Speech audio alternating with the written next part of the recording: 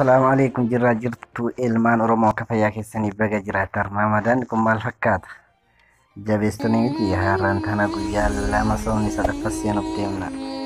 Akka himii nagaa keessanii baga jiraattan har'a eegdan. Har'aan tana aappii bareedaa isaa kaa miiseejii keessa yookiin teekistii keessan haala barbaadanii bareechitanii namaaf ergitan isinii mul'isuuf deema. Aappiin kunis kan bu'u peelistoorii keessaati. Peelistoorii keessa seenteeti.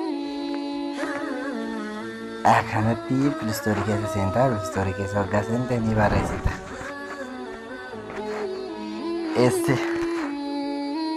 STI asumaa qaba. STI illee kana aappii kana maqaan isaa kana ni buufatta. Aappii kana haala kanaan buufama. Hoggaa buufame haabuu haala kanaan buufama. Bu'eetiin jira jecha. Istaayiliitiidha maqaan isaa. Bu'eetiin jira gabbifadheetiin jira haala kanaan buufama. Peelistoorii keessaa buufama. Aappii akkam bareedaati. Fakkeenyaaf haa bannee ilaallu. Bannee ilaalla. Haala kanaan namaa dhufa.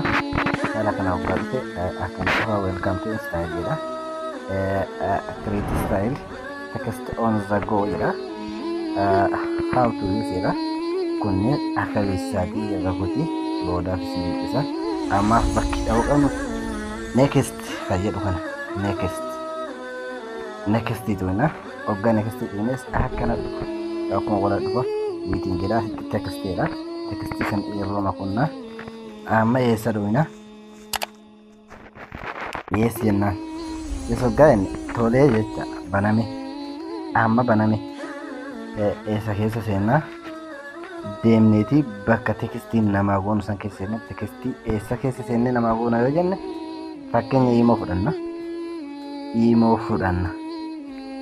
keessa seenne jira. Fakkeenyaaf akkanatti jira imoon kun akkana jira. Amma eenyuuf erga imoo kana akkanatti jira. Fakkeenyaaf abdii kan jedhu saayiba kiyyacha saayiba kanaaf tekstii godhu fedha. Assalaamu alaikum warahmatullahi. Assalaamu alaikum warahmatullahi. Amma barreessee jecha select all. Amman tana ajaa'ibatti tole. Eessa dhufna akkas jedha. Copy jedha. Paste jedha. Share jedha. Eessa dhayna instailii bira dhayna. Instailii bira dhayna haala kanaan namaa dhufa jecha.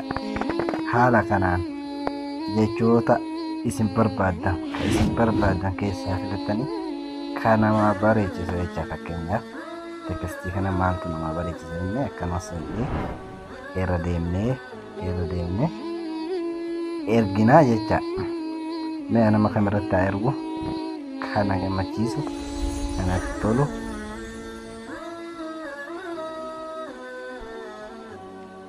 Fakkeenyaaf kana gattuqame akkana dhufa. Assalaamu alaikum jedha. Akkana deemaa jecha. Hedduu tokko namatti tola. Aappii ajaa'ibaati. Aappii kana gabbuufattanii akka fayyadamtan namatti tola. Yoo isin gammachiise share like gochuun dagatina. Amiin kiyya amiin toofii share like commentii waan isin galeen jala barreessu akka hin raafanne isin jedha. Galatuma hedduu tokko nama gammachiisa. Irraa gabbuufadhaa irraa fayyadamaa isin jedha.